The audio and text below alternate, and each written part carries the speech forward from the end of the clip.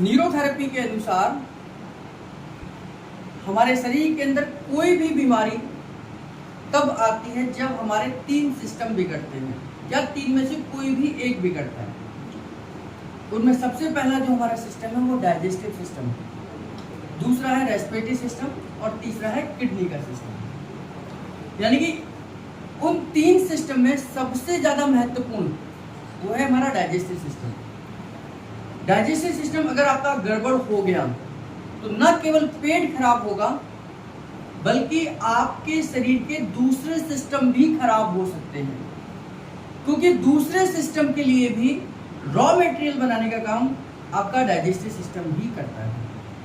अगर हम इस शरीर की कल्पना करें तो यह हमारा शरीर 7 चीजों से मिलकर बना है, 8वां कुछ भी नहीं है।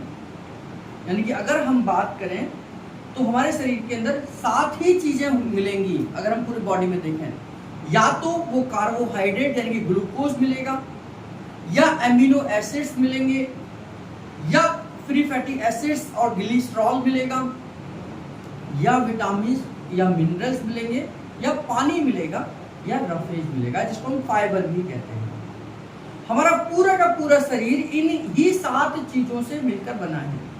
और अगर इन 7 चीजों में देखें तो हम कहते हैं कि 70% ऑफ बॉडी में क्या है, पानी है। अगर किसी का वेट 100 kg है और उसके शरीर में से पानी निकाल दे तो कितना वेट है एक्चुअल में उसका, 30 kg ही है। तो अगर आपका जितना भी वेट है तो अगर ज्यादा भी है तो कह देना कि मेरा वेट नहीं है, पानी का वेट है ना। यानी कि हमारा वेट तो केवल 30% ही है, बाकी तो पानी ही है। तो 70% हमारे शरीर के अंदर पानी होता है, बाकी के 30% में हमारे जितने भी सिस्टम है ये होंगे।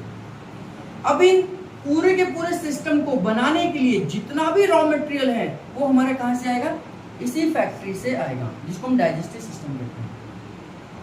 अब इस डाइजेस्टिव सिस्टम की जिम्मेदारी है कि पूरे शरीर का पोषण सही प्रकार से हो, सभी को सभी न्यूट्रिशन वैल्यू मिले, किसी को भी कोई चीज एक्सेस में या कोई चीज कम ना मिले। यानी प्रोटीन भी मिले, कार्बोहाइड्रेट भी मिले, आपके फैट भी मिले, विटामिन भी मिले और मिनरल्स भी मिले। अगर हम इसको कहाँ से कंप्लीट करेंगे तो हम भोजन से कंप्लीट करते हैं। यानी कि हमें खाने में ये सारी चीजें खानी ही पड़ेंगी। हम दुनिया का कोई भी भोजन ले लें, दुनिया का कोई भी भोजन ले लें, किसी भी जगह का ले लें, किसी भी प्रकार का ले लें, उसमें भी ये 7 चीजों में से ही कोई ना कोई एक चीज या तो ज्यादा होगी या कम होगी। हम नॉनवेज पसंद करते हैं तो नॉनवेज में कुछ चीजें प्रोटीन ज्यादा है, फैट ज्यादा है, कार्बोहाइड्रेट कम है। अगर हम गेहूं खाना पसंद करते हैं तो कार्बोहाइड्रेट ज्यादा है, फैट कम है और प्रोटीन कम है ना। तो हम कुछ भी खा लें, चाहे हम साउथ इंडिया में जाके खा लें, चाहे नॉर्थ इंडिया में जाके खा लें, चाहे चाइना में खा लें, चाहे हम अमेरिका में खा लें, उनके भोजन में भी ये 7 चीजें ही होंगी। इसके अलावा कुछ भी नहीं होगा, इसके अलावा कुछ भी उनके भोजन में नहीं होगा। और अगर हमारा शरीर भी इन 7 चीजों से मिलकर बना है तो हमारे को ये ध्यान करना चाहिए कि हम जिस भोजन का इस्तेमाल कर रहे हैं उस थाली के अंदर ये 7 चीजें होनी चाहिए। और हिंदुस्तान में, हमारे इंडिया में हम जिस भोजन का इस्तेमाल करते हैं लगभग ये 7 के 7 चीजें हमारे भोजन में मिल जाती हैं। जैसे कार्बोहाइड्रेट के रूप में हम रोटी खाते हैं, हम चावल खाते हैं, तो कार्बोहाइड्रेट हमें वहां से मिल रहा है। फैट के रूप में हम जो भी सब्जी खाते हैं, जो भी दाल खाते हैं, कुछ भी सब्जी या दाल का इस्तेमाल करते हैं वह बिना ऑयल के तो हम बनाते ही नहीं है ना। तड़का लगाते हैं, छोंकते हैं या उसके अंदर बनाते हैं। पूरी को तल के खाते हैं, रोटी को हम इसके अंदर घी लगाकर खाते हैं। यानी कि हमारे इंडियन ट्रेडिशन में फैट तो हमारा कंपल्सरी सब्सटेंट है, यानी कि वो तो हमें चाहिए ही चाहिए। इसी का प्रोटीन, जब हम दाल खाते हैं, चावल खाते हैं, दूध पीते हैं, पनीर खाते हैं, दही खाते हैं या स्प्राउट्स खाते हैं तो प्रोटीन भी हमें मिल रहा है। विटामिन के लिए हम क्या करते हैं, हम सलाद का इस्तेमाल करते हैं। मौसम के अनुसार सलाद भी चेंज करते रहते हैं, कभी मूली खाते हैं, कभी गाजर खाते हैं, कभी खीरा खाते हैं, कभी कुछ और खाते हैं, कभी पत्ते खाते हैं, अलग अलग चीजें हम सलाद के रूप में भी खाते हैं, टमाटर भी खाते हैं, तो ये हमें क्या देते हैं? विटामिन देते हैं। हमारे दाल और सब्जियों के अंदर जो भी हम सब्जी या दाल खा रहे हैं, इनको बनाने के लिए जिन मसालों का यूज होता है उनसे हमें क्या मिलता है? मिनरल्स मिलते हैं, है ना। हल्दी का इस्तेमाल करते हैं हम, उसका नमक का इस्तेमाल करते हैं, मिर्च का इस्तेमाल करते हैं, धनिया का इस्तेमाल करते हैं, गरम मसाले का इस्तेमाल करते हैं, तेज पत्ते का इस्तेमाल करते हैं। ये कहीं ना कहीं हमें क्या दे रहे हैं? मिनरल्स दे रहे हैं। अगर हम भोजन के अंदर जो भी दाल छिलके के साथ खाते हैं, जो भी सब्जी छिलके के साथ खाते हैं, जो भी सलाद छिलके के साथ खाते हैं, या जो भी फल हम छिलके के साथ खाते हैं, तो जो छिलका है वो हमें क्या देता है? फाइबर देता है, यानी कि रेशा देता है। और बिना पानी के तो सारी चीजें बन ही नहीं सकती, तो पानी तो इनके अंदर अपने आप ऑटोमेटिकली होता ही है। यानी कि ये सातों चीजें हमारे एक सिंपल, अगर हम भारत की थाली की कल्पना करें तो उसके अंदर होती है, जिसमें हम दाल भी खाते हैं, सब्जी भी खाते हैं, रोटी भी खाते हैं, चावल भी खाते हैं और सलाद का भी इस्तेमाल करते हैं, और साथ में पानी का गिलास भी रख लेते हैं, है ना। तो यानी कि हमारे सिंपल थाली के अंदर ये सातों चीजें होती हैं।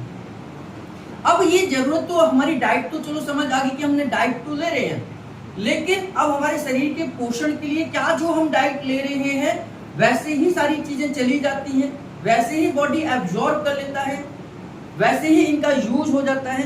तो नहीं। हमारे इस डाइजेस्टिव सिस्टम का काम है, ये पूरा का पूरा डाइजेस्टिव सिस्टम इन 7 चीजों को 3 प्रोसेस में कंप्लीट करता है।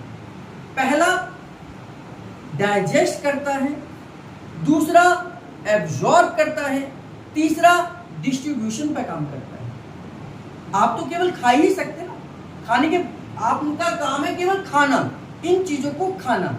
आपने खाने के बाद में जैसे ही आपने जीभ से अंदर लेके गए, जीभ से अंदर लेके गए, फिर आपकी जिम्मेदारी सारी खत्म हो जाती है, खत्म हो गई। अब आपने जैसे ही नवाले को अंदर लिया, आपकी जिम्मेदारी खत्म। अब किसकी जिम्मेदारी शुरू होती है? हमारे डाइजेस्टिव सिस्टम की, कि आपने जो खाना खाया है उसको पहले डाइजेस्ट करें, फिर एब्जॉर्ब करें, और एब्जॉर्ब होने का डिस्ट्रीब्यूशन करें, तब जाकर ये सारी की सारी चीजें आपके शरीर को मिलती हैं। अब इनमें से डाइजेस्टिव सिस्टम की जिम्मेदारी खास तौर से क्या है? वाटर, जो हम पानी पीते हैं जिस फॉर्म में लेते हैं वही फॉर्म में हमारी बॉडी में एब्जॉर्ब हो जाता है। ऐसा नहीं है कि मैंने पानी पिया और यहां से अगर ब्लड में से पानी को निकालें तो पानी कुछ और बन के निकलेगा। पानी पानी के रूप में ही बन के निकलेगा, है ना। पानी पानी के रूप में ही होगा। H2O ही हम पीते हैं और H2O ही हम निकालते हैं। जो हम यूरिन पास आउट करते हैं वो भी H2O ही है। उसके अंदर टॉक्सिन्स है, ये एक अलग बात है ना। तो जो पानी हम पी रहे हैं पानी को ही निकालते हैं, केवल उसके अंदर टॉक्सिन्स बढ़ जाते हैं। अब दूसरी फाइबर जो है, पानी को हम जैसा पीते हैं वैसा ही हम निकाल देते हैं, जैसा पानी हम पी रहे हैं वैसा ही एब्जॉर्ब हो जाता है। इसको किसी दूसरे फॉर्म में कन्वर्ट करने की आवश्यकता नहीं होती है ना। अब फाइबर जो है, फाइबर क्या है? मैंने बताया आपको कि जो भी हम दाल, सब्जी, फल, सलाद छिलके के रूप में खा रहे हैं या खाना चाहिए, तो ये फाइबर हमारे जो मूवमेंट है, हमारे मोशन की मूवमेंट है, उसको बढ़ाने के लिए काम करता है। जैसे अगर किसी को कॉन्स्टिपेशन हो जाए तो डॉक्टर क्या कहता है? उसको ईसबगोल की भूसी देता है, त्रिफला खाने के लिए देते हैं। ये ईसबगोल की भूसी या त्रिफला क्या है? ये फाइबर है। यानी कि वो कहते हैं कि आपकी बॉडी के अंदर फाइबर कम हो रहा है, इसलिए आपको फाइबर खाना चाहिए। तो फाइबर कहाँ है? त्रिफले के अंदर है। फाइबर कहाँ है? ईसबगोल की भूसी के अंदर है। तो यही फाइबर हम खाते हैं और हमारा फाइबर अंदर चला जाता। अगर यही फाइबर अगर हम बिना उसके लें, तो अगर हम छिलके वाली दालें खा रहे हैं, जो सब्जियां हैं उनके छिलके के साथ खा रहे हैं, जिन सब्जियों को छिलके के साथ खा सकते हैं, ऐसे नहीं कटहल को भी छिलके के साथ खा रहे हैं, कटहल को नहीं खा सकते ना, लेकिन लौकी को खा सकते हैं, तोरई को खा सकते हैं। तो जिन फलों को, सब्जियों को हम छिलके के साथ खा सकते हैं, हमें खाना चाहिए। उससे हमें रफेज मिलता है, फाइबर मिलता है, और यह हमारे मोशन को आगे भेजने में मदद करता है, हमारे इंटेस्टाइन की मूवमेंट में मदद करता है, हमें कॉन्स्टिपेशन से बचाता है ना, हमारे मोशन के मूवमेंट में हमारा फाइबर ही मदद करता है। अब ये जैसे हम खाते हैं, अब इसका क्या है कि हम फाइबर खा रहे हैं, जिस फॉर्म में खा रहे हैं फाइबर आपके मोशन से पास आउट हो जाता है, ये बॉडी में एब्जॉर्ब नहीं होता, ये बॉडी में एब्जॉर्ब नहीं होता, लेकिन ये मोशन की मूवमेंट के लिए जरूरी है, इसलिए हमें इसको खाना ही पड़ेगा। नहीं तो फिर हमें डॉक्टर के पास जाकर ये सब घोल की भूसी खानी पड़ेगी या त्रिफले का इस्तेमाल करना पड़ेगा, और अल्टीमेटली वो भी क्या है, फाइबर ही है। जब नेचुरल तरीके से हमें फाइबर मिल रहा है तो हम जरूरी है कि 500 रुपए कंसल्टेशन देने के बाद फाइबर खाएं, है ना। तो हम पहले ही अगर शुरू से अगर छिलके वाली चीजें खाएं तो हमें कॉन्स्टिपेशन नहीं होगा। दूसरा मिनरल्स, हमने अभी कुछ दिन पहले ही कल ही विटामिन और मिनरल्स के बारे में पढ़ा था। हम जिस फॉर्म में जिस भी चीजों में, हमने ये भी देखा था कि इसके अंदर मिनरल्स होते हैं, यानी कि अगर किसी के अंदर मिनरल है हम उस चीज को खाते हैं तो मिनरल्स हमें एब्जॉर्ब हो जाएगा। मैंने 3 प्रोसेस बताई, पहला डाइजेशन, दूसरा एब्जॉर्प्शन, तीसरा डिस्ट्रीब्यूशन। तो डाइजेशन, हमें मिनरल्स के डाइजेशन को जरूरत नहीं है, उसको एब्जॉर्ब करने की जरूरत है, उसको डिस्ट्रीब्यूट करने की जरूरत है। तो डाइजेशन किस चीज की है वो आगे मैं बताऊंगा। हमें मिनरल्स को डाइजेस्ट करने की जरूरत नहीं है। अगर मैं टमाटर खा रहा हूँ, टमाटर के अंदर पोटेशियम है, तो वो पोटेशियम मुझे पोटेशियम के रूप में ही मिलेगा, उसे डाइजेस्ट करने की जरूरत नहीं है। डाइजेस्ट करने का मतलब है कि मैं जो खा रहा हूं उसको खाने के बाद में उसे थोड़े थोड़े छोटे छोटे मॉलिक्यूल में तोड़ना पड़ेगा, तब जाकर वो एब्जॉर्ब होगा। तो हमारा मिनरल्स क्या है, अगर मैं केला खा रहा हूं तो पोटेशियम उसके अंदर है, अगर मैं केला खा रहा हूं तो उसके अंदर कैल्शियम है, तो मैं कैल्शियम उसके अंदर से मिल जाएगा। तो जरूरत क्या है, डाइजेस्ट करने की जरूरत नहीं है, तीसरे स्टेप की जरूरत नहीं है, यानी डाइजेस्ट करने की जरूरत नहीं, केवल उसे एब्जॉर्ब करने की जरूरत है। और एब्जॉर्ब हो जाए तो वो डिस्ट्रीब्यूट हो जाए, सही जगह पर पहुंच जाए, तो कैल्शियम का काम हो जाएगा। तो विटामिन, इसी प्रकार विटामिन के लिए, विटामिन को भी हमें डाइजेस्ट करने की जरूरत नहीं है, हमें केवल खाने की जरूरत है और उसे एब्जॉर्ब करने की जरूरत है। हाँ, अगर एब्जॉर्ब नहीं हो रहे तो फिर दिक्कत आ जाएगी, वो बॉडी से बाहर निकल जाएंगे, हमारी बॉडी को उसका लाभ नहीं मिलेगा, है ना। जैसे मैं कैल्शियम के लिए अगर मूली खा रहा हूं तो कैल्शियम, अगर मूली के अंदर कैल्शियम है तो वो जाएगा ही जाएगा कैल्शियम, लेकिन हमारी बॉडी उसे एब्जॉर्ब कर सके, तो एब्जॉर्ब करे ये जरूरी है, डाइजेस्ट करना उसके लिए जरूरी नहीं है। अगर हमें जो भी विटामिन या मिनरल्स खा रहा हूं वो केवल उन्हें एब्जॉर्ब करने की जरूरत है, डाइजेस्ट करने की जरूरत नहीं है, केवल उन्हें एब्जॉर्ब और डिस्ट्रीब्यूशन की जरूरत है। तो विटामिन और मिनरल्स का आप जिसमें भी जो चीजें हैं अगर वो खा रहे हैं तो वो आपको मिलने की उम्मीद 101% है। क्यों? क्योंकि उसे डाइजेस्ट करने की जरूरत नहीं है, उसे एब्जॉर्ब करने की जरूरत है। तो ये दोनों मिलने की जरूरत है। जैसे अगर आप डॉक्टर के पास जाते हैं, डॉक्टर कहता है आपको घुटने में दर्द है तो आपको कैल्शियम की चीजें खानी चाहिए, तो आपको कहता है कि खानी चाहिए, तो हम खाते हैं, हमें मिल जाती है, हमारा कैल्शियम पूरा हो जाता है।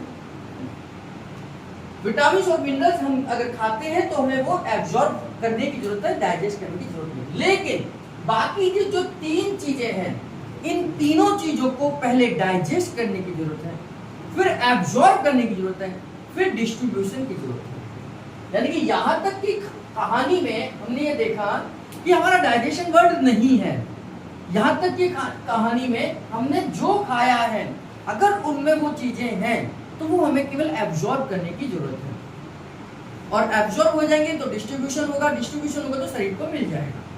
लेकिन इसकी कहानी, बाकी ये पहले की जो 3 चीजें हैं इनको हमें पहले डाइजेस्ट करने की जरूरत है, फिर एब्जॉर्ब करने की जरूरत है, फिर डिस्ट्रीब्यूशन की जरूरत है। क्योंकि जिस फॉर्म में हम कार्बोहाइड्रेट को खाते हैं उस फॉर्म में कार्बोहाइड्रेट एब्जॉर्ब नहीं होता, उसे पहले डाइजेस्ट करने की जरूरत पड़ेगी। मेरी बात समझिए कि हमें कार्बोहाइड्रेट, हम जो खा रहे हैं, रोटी खा रहे हैं, चावल खा रहे हैं, शकरकंदी खा रहे हैं, आलू खा रहे हैं, इन सब के अंदर क्या है, कार्बोहाइड्रेट है। लेकिन कार्बोहाइड्रेट हमें एब्जॉर्ब से पहले डाइजेस्ट करने की जरूरत है। अगर ये डाइजेस्ट होगा तो ही एब्जॉर्ब होगा, अगर ये डाइजेस्ट नहीं होगा तो एब्जॉर्ब भी नहीं होगा। इसी प्रकार अगर फैट खा रहे हैं, आप घी तेल की चीजें खा रहे हैं, आप सरसों का तेल खा रहे हैं, आप तिल का तेल खा रहे हैं, आप कोई भी घी तेल वाली चीजें खा रहे हैं, तो उसको खाने के साथ साथ आपको डाइजेस्ट करने की जरूरत है। क्योंकि जिस फॉर्म में आप खा रहे हैं उस फॉर्म में वो एब्जॉर्ब नहीं होगा। तो पहले उसे डाइजेस्ट करेंगे फिर एब्जॉर्ब करेंगे। इसी प्रकार प्रोटीन है, आप दूध ले रहे हैं, दही ले रहे हैं, पनीर खा रहे हैं या दालें खा रहे हैं, आप प्रोटीन जो खा रहे हैं, प्रोटीन डायरेक्ट प्रोटीन के रूप में एब्जॉर्ब नहीं होती। प्रोटीन को एब्जॉर्ब करने से पहले उसे डाइजेस्ट करना पड़ता है, क्योंकि प्रोटीन जो डाइजेस्ट होगी वो एमिनो एसिड के रूप में डाइजेस्ट होगी। जो फैट है वो फ्री फैटी एसिड के रूप में डाइजेस्ट होगा, और जो हमारा कार्बोहाइड्रेट है वो ग्लूकोज के रूप में डाइजेस्ट होगा, एब्जॉर्ब होगा, है ना। तो यानी कि कार्बोहाइड्रेट जब तक ग्लूकोज में कन्वर्ट नहीं होगा हमारा कोई फायदा नहीं है। फैट अगर फ्री फैटी एसिड में कन्वर्ट नहीं हो रहा तो हमारे को कोई फायदा नहीं है। अगर प्रोटीन एमिनो एसिड में कन्वर्ट नहीं हो रही है तो हमारा कोई फायदा नहीं है। हम कितना भी दूध पनीर खा लें, लेकिन अगर वो एमिनो एसिड में कन्वर्ट नहीं हो रही है प्रोटीन, तो वो हमारे लिए बेकार है।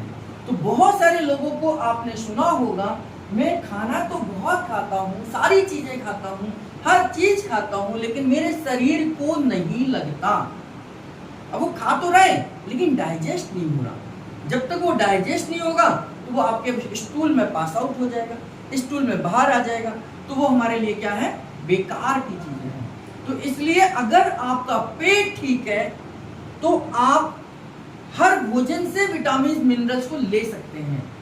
अगर आपका पेट खराब है तो आप अमृत भी पी लेंगे तो वो भी आपके लिए पानी ही बन जाएगा। मेरी बात समझे।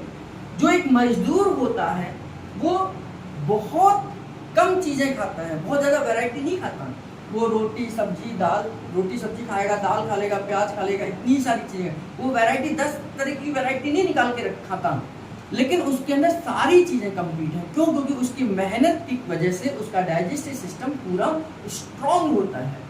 उसका पेट कैसा होता है कि लक्कड़ हजम और पत्थर हजम जैसा, है ना। वो जो खाएगा उसको भी पचा जाएगा, जो खाएगा उसको पचा जाएगा। और जो करोड़पति लोग होते हैं उनको लौकी खाने से भी एसिडिटी हो जाती है, टिंडे खाने से एसिडिटी हो जाती है। वो खाते भी बेचारे इतनी सारी आइटम खाते हैं लेकिन फायदा कुछ नहीं, क्योंकि उनका पेट गड़बड़ है। रोज बादाम खाएंगे भिगो के, लेकिन उनका बादाम फैटी डाइजेस्ट नहीं होगा। तो वो खाने पर डिपेंड नहीं करता कि आप क्या खा रहे हैं। वो जरूरी है कि वो सारी चीजें आपके अंदर होनी चाहिए, लेकिन सबसे ज्यादा जरूरी है कि आपका डाइजेस्टिव सिस्टम ठीक होना चाहिए। अगर आपका डाइजेस्टिव सिस्टम ठीक है तो आप सिंपल भोजन में से भी सारी न्यूट्रिशन वैल्यू ले सकते हैं।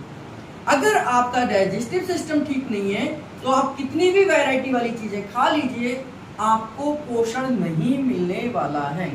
तो हमारे को यही समझना है कि चलो ये तो मान लिया कि विटामिन मिनरल्स फाइबर ये तो अपने जिस फॉर्म में हम खा रहे हैं उस फॉर्म में ये काम करेंगे। हमारा पूरा का पूरा डाइजेस्टिव सिस्टम इन 3 चीजों को डाइजेस्ट करने में काम करता है। मेरी बात को समझना, मैंने 3 वर्ड बोले हैं, डाइजेशन, एब्जॉर्प्शन और डिस्ट्रीब्यूशन। यहाँ पर डाइजेशन नहीं है, यहाँ पर एब्जॉर्प्शन है और डिस्ट्रीब्यूशन है। फाइबर का ना तो डिस्ट्रीब्यूशन होता है, ना एब्जॉर्प्शन होता है, ना डाइजेशन होता है।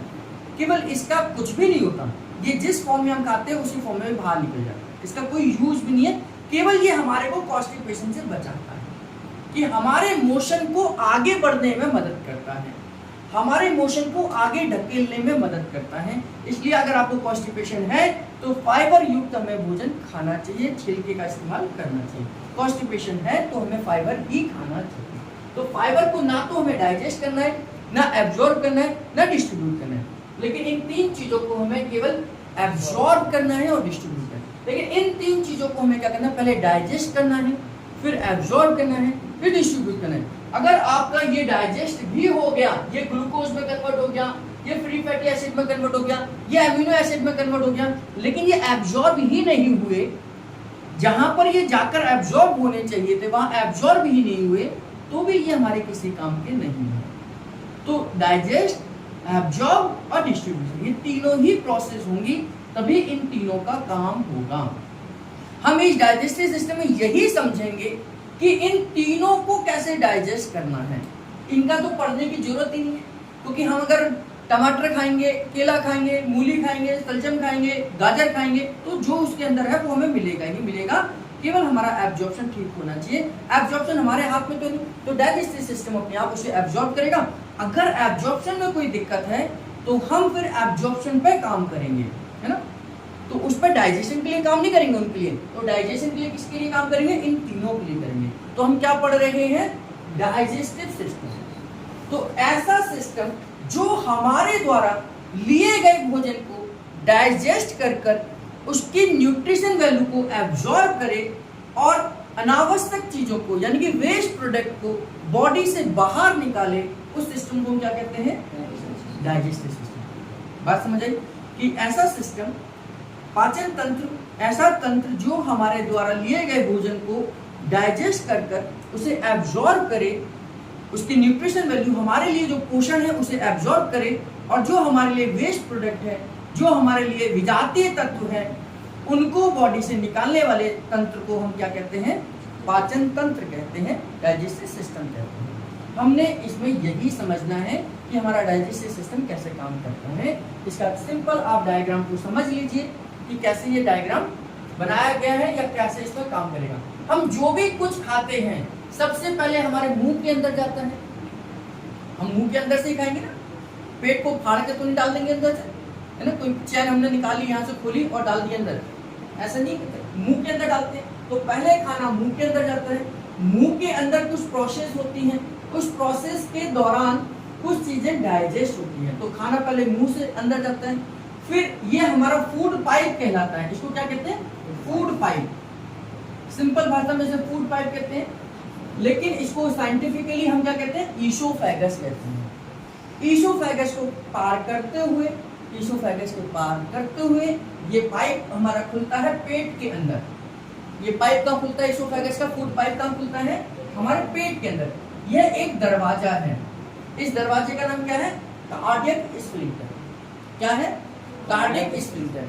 हमारी पूरी बॉडी के अंदर दो तरीके के दरवाजे बने हुए हैं, पूरी बॉडी में। पूरी बॉडी में अभी डाइजेस्टिव सिस्टम है तो इसमें समझाऊंगा, कि जहां जहां जो आएंगे उनको इस सिस्टम में बताऊंगा। तो दो तरीके के दरवाजे हैं, दो तरीके के दरवाजे हैं। इसको एक तरीके का दरवाजे को हम कहते हैं स्प्लिंटर, और दूसरे को हम क्या कहते हैं, वाल्व कहते हैं। ये दो तरीके के दरवाजे हैं हमारी बॉडी के अंदर। ये स्प्लिंटर है तो इसलिए यहाँ पर मैंने आपको स्प्लिंटर का बता देता हूँ। स्प्लिंटर एक प्रकार का दरवाजा है जो कैसा है, ये दोनों तरफ खुलता है। कभी पुलिस स्टेशन में, कभी फिल्मों में देखा हो पुलिस स्टेशन, तो उसके दरवाजे कैसे बने होते थे, ऐसे बने होते थे। जैसा अगर हम देखें ना तो ऐसे दरवाजे बने होते थे, है ना। और हीरो एंट्री करता था, धड़ाम से इसको खोलता था, ये अंदर बाहर करते रहते थे, ऐसे होता था। तो ऐसे दरवाजे जो दोनों तरफ खुलते हैं, इधर भी खुल जाता है, इधर भी खुल जाता है, इधर भी खुल जाता है, इधर भी खुल जाता है, उसको हम क्या कहते हैं, स्प्लिंटर कहते हैं। स्प्लिंटर यानी कि खाना हमने खाया, स्प्लिंटर को खुला और पेट के अंदर चला गया। अब स्प्लिंटर का काम क्या है, इसका फायदा क्या है, तो स्प्लिंटर ये दोनों तरफ खुलता है। अगर मान लीजिए गलती से आपने कुछ गलत चीज खा ली, कोई कीड़ा चला गया, तो हम क्या करते हैं, तुरंत अंदर उंगली करते हैं और तुरंत बाहर निकाल देते हैं, है ना, तुरंत बाहर निकालते हैं। क्योंकि यहाँ दरवाजा क्या है, दोनों तरफ खुलता है, इसीलिए बाहर निकल गया। अगर ये दरवाजा एक ही तरफ खुलता तो परमानेंट के लिए वो चीजें अंदर चली जाती। गुस्से में हम क्या करते हैं, कोई जहर खा लेते हैं, कैरोसिन पी लेते हैं, मिट्टी का तेल पी लेते हैं, चूहे मारने की दवाई खा लेते हैं, करते हैं ना ऐसे, गुस्से में आकर करते हैं। तो उसमें क्या करते हैं, फिर हम तुरंत डॉक्टर क्या करता है, पानी पिलाता है और आपको उल्टी करने के लिए बोलता है कि ताकि वो पानी के साथ आपकी वो जो भी खाया है वो बाहर आ जाए। तो इस स्प्लिंटर का ये फायदा है। अगर यहाँ पर ये वाल्व होता, वाल्व क्या होता है, वो इस तरीके से होता है। वाल्व क्या है, इस तरीके का होगा, यानी कि केवल एक ही तरफ जाने का रास्ता है, दूसरी तरफ आने का कोई मतलब नहीं है। जो चीज एक बार निकल गई फिर वो वापस नहीं आ सकती है ना। तो हार्ट में आपने सुना होगा वाल्व होते हैं, हार्ट के 4 वाल्व होते हैं, हम आगे पढ़ेंगे उसमें। हार्ट में से एक बार ब्लड इसमें निकल जाता है फिर वापस नहीं जा सकता, नहीं जा सकता। अगर ये दरवाजा मजबूत है तो इसमें से वापस नहीं जाएगा। यानी कि वाल्व का मतलब जो चीज एक बार पार हो गई वो वापस नहीं आ सकती। स्प्लिंटर का मतलब जो चीज चली गई वो वापस भी आ सकती है। इसलिए हम पेट के अंदर अगर वाल्व लगा होता और कैचुआ गलती से पेट में चला जाता तो पेट में ही कैचुआ रहता है ना। कोई कीड़ा है, मेडिसिन है, कुछ भी है, गलती से खा ली तो पेट के अंदर ही रहती है, फिर वो जो असर करना है उसे बॉडी के ऊपर करती रहती है। तो भगवान ने बहुत सोच समझकर, क्योंकि ये पेट का सिस्टम है, ये पूरी बॉडी के साथ जुड़ा हुआ है, तो इसलिए भगवान ने बहुत सोच समझकर यहाँ पर क्या बनाया, स्प्लिंटर बनाया है, ताकि अगर आप गलती से या गुस्से में या अनजाने में, जाने अनजाने में कोई चीज गलत खा भी लें तो आप वॉमिट करके उसे बाहर निकाल सकते हैं। इसलिए इस क्रिया को हम सुबह सुबह अगर करते हैं तो क्या होता है, कुंजन की क्रिया बोलते हैं। जिनको एसिडिटी रहती है, गैस बहुत ज़्यादा बनती है, पेट की समस्या रहती है, तो उनको कुंजन करने के लिए कहते हैं। कुंजन मतलब आपको गुनगुना पानी पीना है, पेट भर तक ऐसे पीना कि बस छाती से एक घूंट और पिया तो उल्टी आ जाएगी, उतना पानी पीना है। और आपको कहीं जाकर वॉशरूम में उंगली डालकर सारा का सारा पानी बाहर निकाल दीजिए, तो जितना एसिड आपका बॉडी में बनता है वो सब बाहर आ जाएगा। तो ये हमारा स्प्लिंटर के वजह से ऐसा कर पाते हैं। तो हमारा स्प्लिंटर खुलता है, इस स्प्लिंटर का क्या नाम है, कार्डियक स्प्लिंटर। दरवाजे का क्या नाम है, कार्डियक स्प्लिंटर। क्यों है, क्योंकि ये हार्ट के पास है, लगभग ये यहाँ होगा, लगभग जिस स्प्लिंटर की मैं बात कर रहा हूँ ये स्प्लिंटर कहाँ होगा, यहाँ पर होगा। इसोफेगस ये हो गया, इसोफेगस के बाद ये स्टमक का एरिया होगा, तो ये लगभग यहाँ के पास होगा, तो हार्ट के पास है। तो इसलिए इस हार्ट के पास होने की वजह से इसका नाम क्या रख दिया हमने, कार्डियक। कार्डियक क्या होता है, हार्ट होता है ना, कार्डियक का मतलब होता है हार्ट। तो हार्ट यानी कार्डियक स्प्लिंटर, जो ये दरवाजा जो हार्ट के पास है। अब खाना कहाँ पहुंच गया हमारा, पेट के अंदर पहुंच गया। पेट के अंदर भी इसका स्वागत जो करता है वो हमारा क्या करता है, गैस्ट्रिक जूस करता है। इसका स्वागत कौन करता है, गैस्ट्रिक जूस करता है। बहुत सारी केमिकल रिएक्शंस होती हैं, ये मैं डिटेल में बताऊंगा आपको। और बहुत सारी केमिकल रिएक्शन होने के बाद अब खाना आगे बढ़ता है धीरे धीरे, और खाना आगे बढ़ता है इस दूसरे दरवाजे से बाहर निकलता है। ये पहला दरवाजा, ये दूसरा दरवाजा पेट का है ना। दूसरे दरवाजे को हम क्या बोलते हैं, पाइलोरिक स्प्लिंटर। पाइलोरिक स्प्लिंटर कहते हैं। पाइलोरिक स्प्लिंटर खुलता है और खाना आपके, जैसे ही पाइलोरिक स्प्लिंटर खुलता है आपका खाना स्मॉल इंटेस्टाइन में पहुंच जाता है। पेट के बाद में जब दूसरा दरवाजा खुलता है तो वो कहाँ खुलता है, स्मॉल इंटेस्टाइन में खुलता है, छोटी आंत में खुलता है। स्मॉल इंटेस्टाइन को 3 हिस्सों में हम डिवाइड करते हैं, 3 हिस्से में उसके नाम रखते हैं। पहला हमारा ड्यूडेनम, दूसरा हमारा जेजुनम और तीसरा हमारा इलियम। तो हमारी स्मॉल इंटेस्टाइन 3 हिस्सों में डिवाइड है, पहला ड्यूडेनम, दूसरा जेजुनम और तीसरा इलियम। तो सबसे पहले कहाँ पहुंचता है खाना, हमारे ड्यूडेनम के अंदर पहुंचता है। ड्यूडेनम के अंदर ही मेन खाने का डाइजेशन होता है। ड्यूडेनम के अंदर ही मेन खाने का डाइजेशन होता है। अब ये खाना ड्यूडेनम में पहुंचता है। जैसे ही ड्यूडेनम में पहुंचता है इसका स्वागत कौन करता है, 2 हार्मोन करते हैं, एक सिक्रेटिन और एक सीसीके। इस खाने को रिसीव कौन करते हैं, कोई आता है तो स्वागत करता है ना उसके, तो कौन करता है इसका स्वागत, हमारा सिक्रेटिन और सीसीके करते हैं। इसका स्वागत करते हैं और इसके साथ कुछ केमिकल रिएक्शंस करते हैं। केमिकल रिएक्शन कंप्लीट होने के बाद में, और वो किसकी मदद से करते हैं, पैंक्रियाज, लिवर और गॉलब्लैडर। ये 3 हमारे ऑर्गन्स हैं जो डाइजेस्टिव सिस्टम में मदद करते हैं। इनका काम केवल इतना ही नहीं है कि डाइजेस्टिव सिस्टम क्लीन करें, इनका और भी काम है। तो इनको हम डाइजेस्टिव सिस्टम के क्या बोलते हैं, एक्सेसरी ऑर्गन्स बोलते हैं, सहायक अंग बोलते हैं। क्या बोलते हैं, पूछा जाता है कि डाइजेस्टिव सिस्टम के एक्सेसरीज ऑर्गन, सहायक अंग कौन से हैं, तो कौन कौन से हैं, पैंक्रियाज, गॉलब्लैडर और लिवर। ये सहायक अंग है, एक्सेसरीज ऑर्गन से। ये इसके लिए डाइजेशन में मदद करते हैं कि खाना प्रॉपर तरीके से डाइजेस्ट हो सके। तो ये कहाँ सब होता है, ये जो मैंने गोल जो बना रखा है, इस गोल को हम बोलते हैं, क्या बोलते हैं, एम्पुला ऑफ वेटर।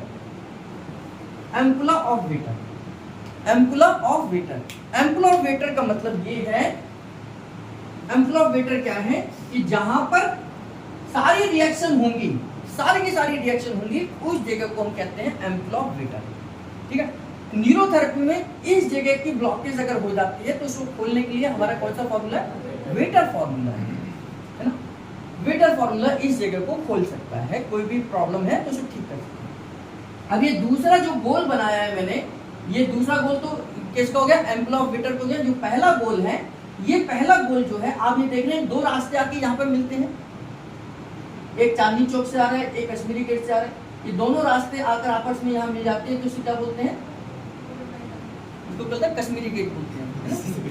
तो ये जो रास्ता है, ये रास्ते को बोलते हैं common while duct. Common while duct का मतलब ये है कि ऐसा रास्ता जो गॉल ब्लैडर से आ रहा है और लीवर से आ रहा है, तो गॉल ब्लैडर से आने वाला रास्ता और लीवर से आने वाला रास्ता जहां पर आपस में मिलते हैं उसको हम क्या बोलते हैं?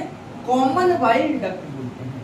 कॉमन का मतलब होता है, कॉमन मतलब दोनों के लिए यूज होता है। कॉमन रास्ता बोलते हैं भाई तुम्हारा भी है हमारा भी है, कॉमन है।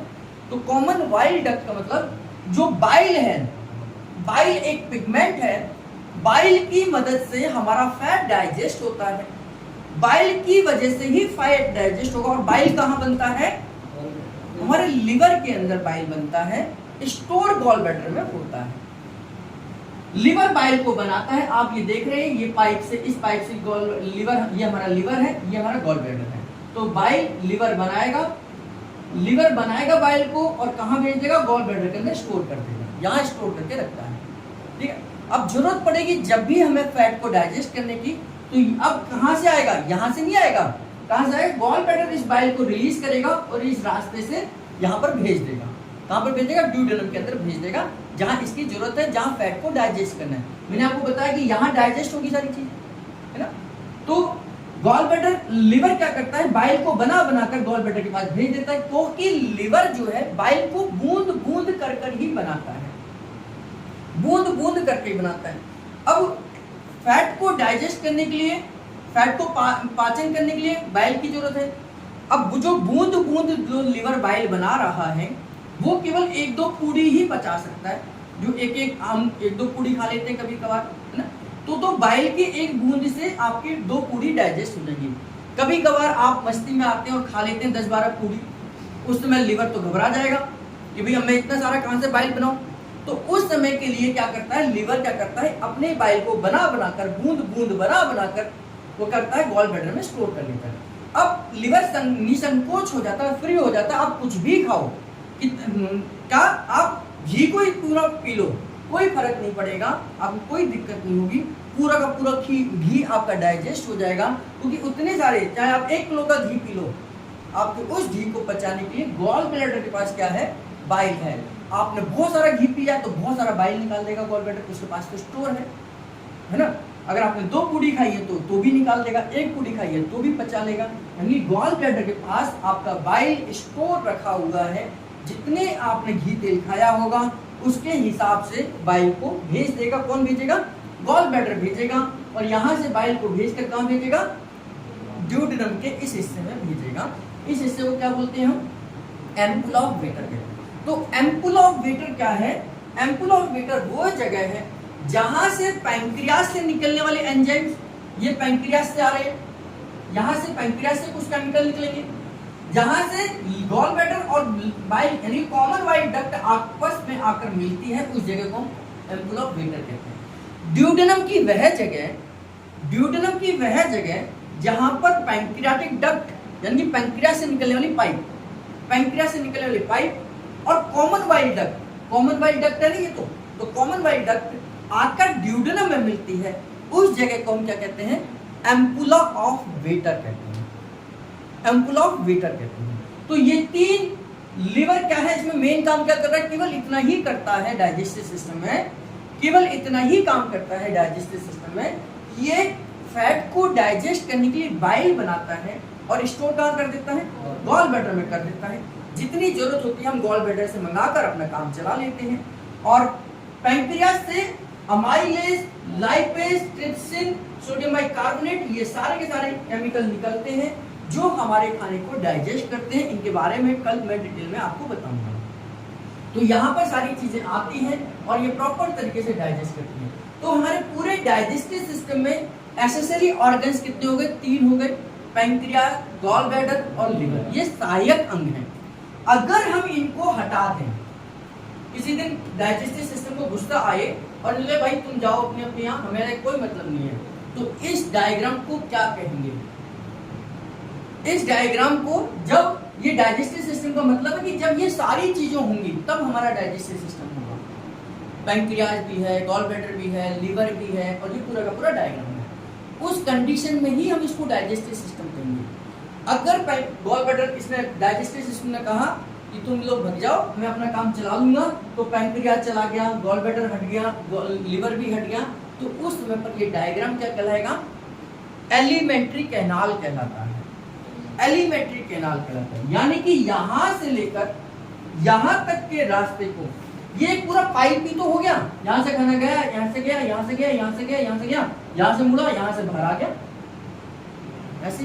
तो बिना गॉल ब्लैडर और बिना लीवर और बिना पैंक्रियाज के हमारा डाइजेस्टिव सिस्टम नहीं होता, वो एलिमेंट्री कैनाल बन जाता है।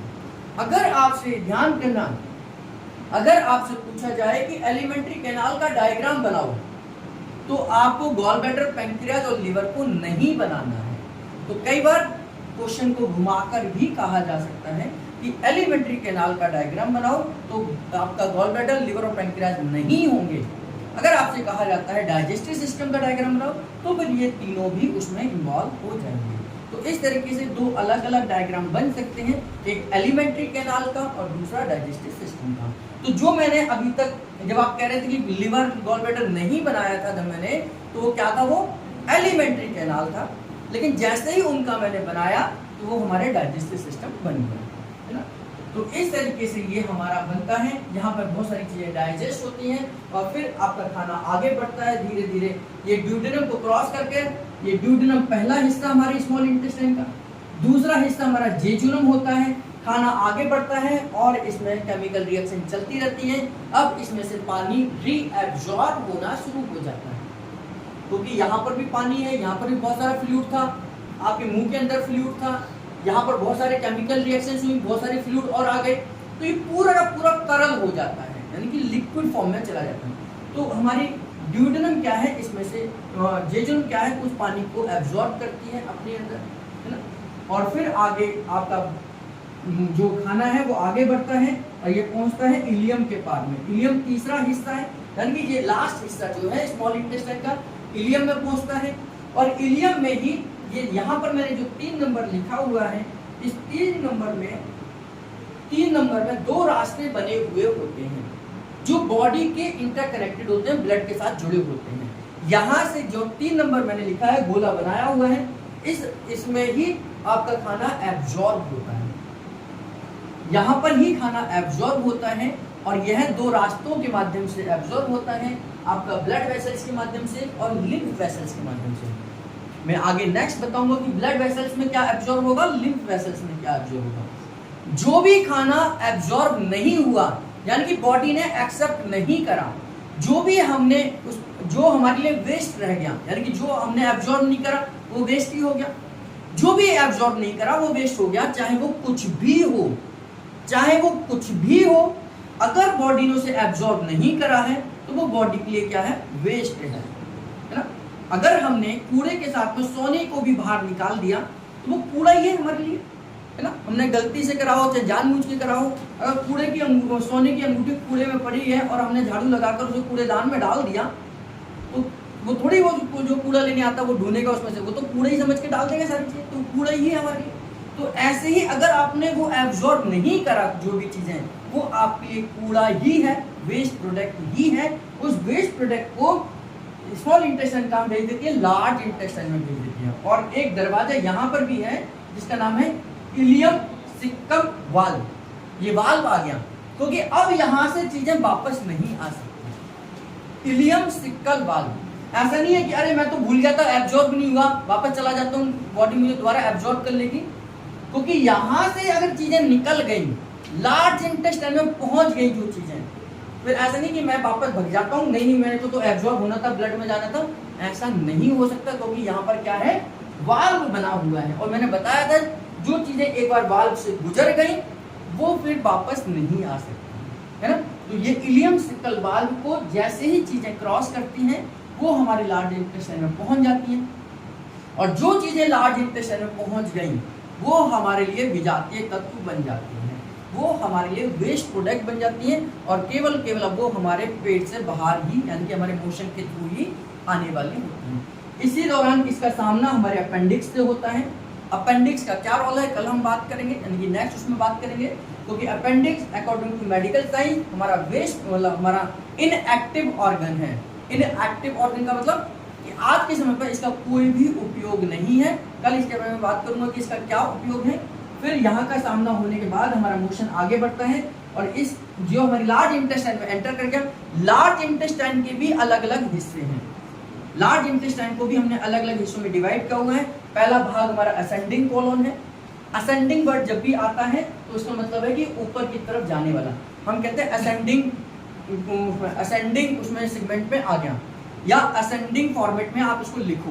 बहुत सारे अंक लिखे होते थे तो हमें बोला जाता था बचपन में कि असेंडिंग उसमें लिखिए, तो हम पहले लिखते थे 1 2 3 4 यानी कि बढ़ते हुए क्रम में लिखिए।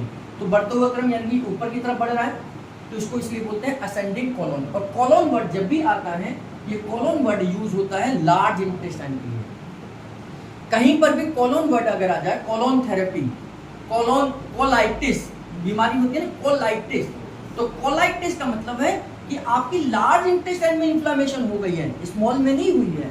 तो कोलाइटिस अपने आप में एक बीमारी है जो हमारे लार्ज इंटेस्टाइन की बीमारी को बताता है। तो कोलोन वर्ड जो है वो लार्ज इंटेस्टाइन को बताता है। तो ये हमारा क्या हो गया, असेंडिंग कोलोन। ये क्या हो गया हमारा ट्रांसवर्स कोलोन, यानी कि ना तो ये ऊपर जा रहा है ना नीचे आ रहा है, तो ये एक ही दिशा में है, तो इसको बोलते हैं हम ट्रांसवर्स कोलोन। ये नीचे आ रहा है तो उसको बोलेंगे डिसेंडिंग कोलोन। ये यहाँ तक डिसेंडिंग कोलोन है। जैसे ही एक मोड़ लेता है हमारी इस लार्ज इंटेस्टाइन, इसको बोलते हैं सिग्मोइड कोलोन। सिग्मोइड कोलोन एक लास्ट मोड़ है हमारे इंटेस्टाइन का, लार्ज इंटेस्टाइन का, जहां पर सबसे ज्यादा कॉन्स्टिपेशन होने के चांसेस हैं। अगर कोई चीज बढ़ रही है आगे तो रुकने के चांसेस सीधे सीधे तो है नहीं। अगर वो रास्ता मुड़ जाए तो वहां रुकने के चांसेस ज्यादा हैं, क्योंकि उसे पता ही ना हो गया किधर मुड़ना है, तो वहीं जाम हो जाएगा। तो सिग्मोइड कोलोन में हमारा मोशन रुकने के सबसे ज्यादा चांसेस होते हैं। और यहाँ पर आकर आपको मैंने बताया था हमारी वैगस नर्व भी काम नहीं करती है। यहाँ तक तो वैगस नर्व भी सारे सिस्टम को स्टिमुलेट कर रही है। हमने 10वें नंबर की क्रेनियल नर्व का फंक्शन देखा था कि वैगस नर्व यहाँ तक तो काम करती है, पूरे के पूरे सिस्टम को यहाँ तक आपके वैगस नर्व स्टिमुलेट कर सकती है। सिग्मोइड कोलोन को हमारी वैगस नर्व भी काम स्टिमुलेट नहीं करती है, ये उसके भी दायरे से बाहर है। तो गुरुजी ने इसके लिए एक पॉइंट बनाया जिसको 2s45 कहते हैं, यानी कि सिग्मोइड कोलोन को स्टिमुलेट करने के लिए हम न्यूरोथेरेपी में क्या देते हैं, 2s45 देते हैं। और यह मोशन आगे बढ़ता है और ये मोशन सारा का सारा कहाँ इकट्ठा हो जाता है, एनएस के अंदर। एनएस एक थैलीनुमा शेप में बना होता है, थैलीनुमा शेप में होता है। मोशन धीरे धीरे आकर कहाँ इकट्ठा होता है, आपके एनएस के अंदर इकट्ठा, सॉरी रेक्टम के अंदर इकट्ठा होता है। रेक्टम के अंदर इकट्ठा होता है। रेक्टम एक थैलीनुमा शेप में होता है। रेक्टम में मोशन आके इकट्ठा होता रहता है। जैसे ही थैली भर जाती है तो यहाँ पर इसके चारों तरफ रिसेप्टर्स होते हैं, जो रिसेप्टर्स ब्रेन को मैसेज देते हैं कि आप मोशन को पास आउट करने के लिए इस व्यक्ति को बोलो, नहीं तो ये अपने आप यहीं से निकल जाएगा। तो ब्रेन हमें मैसेज देता है कि मोशन को पास आउट करना है और हम जाते हैं, वॉशरूम जाते हैं, बाथरूम जाते हैं और उस मोशन को पास आउट कर देते हैं और वो रेक्टम जो है वो खाली हो जाता है। हम मोशन पास आउट कहाँ से करते हैं, एनएस के थ्रू कर देते हैं। एनएस से मोशन आता है और ये हमारा रेक्टम खाली हो जाता है। तो रेक्टम एक थैली है जिसमें मोशन धीरे धीरे इकट्ठा होता है। ये प्रोसेस 24 घंटे से लेकर 12 घंटे तक की हो सकती है। बहुत सारे लोगों को सुबह शाम मोशन जाने की आदत है, यानी कि 12 घंटे में रेक्टम बढ़ जाता है। कई लोगों को 24 घंटे में आदत होती है एक बार जाने की, तो उनका रेक्टम जो है 24 घंटे में बढ़ जाता है। कई लोगों की कैपेसिटी 3-3 दिन की होती है कि 3-3 दिन तक वो मोशन ही नहीं जाते, तो उनकी कैपेसिटी 3-3 दिन की है, क्योंकि आपकी इंटेस्टाइन की मूवमेंट कैसी है। स्लो है तो वहां तक पहुंचने में बहुत टाइम लगेगा, फास्ट है तो जल्दी पहुंच जाएगा, और नॉर्मल है तो नॉर्मल 24 घंटे एक नॉर्मल टाइम पीरियड होता है कि 24 घंटे में आपको एक बार मोशन पास आउट होना ही चाहिए। अभी तक का रिकॉर्ड है कि 1 साल तक भी एक व्यक्ति ने मोशन पास आउट नहीं करा, ऐसा हमने न्यूज में देखा। यानी कि उसकी कैपेसिटी, उसकी इंटेस्टाइन की मूवमेंट इतनी स्लो है, इससे हम कल्पना कर सकते हैं कि 1 साल तक उसने मोशन को पास आउट नहीं करा। तो जो भी मोशन में पास आउट हो गया वो हमारा का सारा वेस्ट है। यहाँ पर जो चीजें एब्जॉर्ब हो गई इलियम सिकल में, इलियम में यहाँ पर जो एब्जॉर्ब हो गई वो हमारे लिए अमृत है, और उसी अमृत से हमारा सारा का सारा शरीर पोषण करता है। ये हमारा हुआ एब्जॉर्प्शन, और ये सारा का सारा भोजन एब्जॉर्ब होने के पास लीवर के पास पहुंचता है। ये सारा का सारा कहाँ पहुंचता है, जो भी चीजें हमारी एब्जॉर्ब होती हैं, जितनी भी चीजें, जो भी चीजें हमारी एब्जॉर्ब हुई हैं, ये सब लीवर के पास पहुंचती हैं। फिर लीवर और थायराइड ग्लैंड, हमारा थायराइड ग्लैंड और लीवर, ये दोनों मिलकर इन चीजों का डिस्ट्रीब्यूशन करते हैं कि भाई हमारे पास सारा का सारा माल आ गया है, अब इसका डिस्ट्रीब्यूशन करना है। कैल्शियम को कहाँ भेजना है, प्रोटीन को कहाँ भेजना है, कार्बोहाइड्रेट को कहाँ भेजना है, फैट को कहाँ भेजना है, ये कौन देख रहा है, हमारा थायराइड ग्लैंड और लीवर देखता है। इसलिए थायराइड ग्लैंड को हम क्या बोलते हैं, मेटाबॉलिक ग्लैंड बोलते हैं। कि अगर हमारी थायराइड ग्लैंड हाइपो है तो हाइपोथायराइड हो जाता है, वेट बढ़ने लग जाता है। अगर हमारी थायराइड ग्लैंड हाइपर है तो हमारा वेट कम होने लग जाता है। तो इसको हम क्या बोलते हैं, मेटाबॉलिक ग्लैंड्स बोलते हैं। मेटाबॉलिक का मतलब होता है कि आपने जो खाना एब्जॉर्ब किया है उसका डिस्ट्रीब्यूशन प्रॉपर तरीके से होना चाहिए। तो इस तरीके से हमारा डाइजेस्टिव सिस्टम काम करता है। ये मैंने शॉर्ट इंफॉर्मेशन दी है। कल हम पूरा डिटेल से इसके बारे में समझेंगे, कहाँ कौन से एंजाइम से, कौन से केमिकल से, कौन से हार्मोन से कौन कौन सा काम होगा, कौन किसको डाइजेस्ट करेगा और कौन किसको एब्जॉर्ब करेगा। तो आज के लिए इतना ही।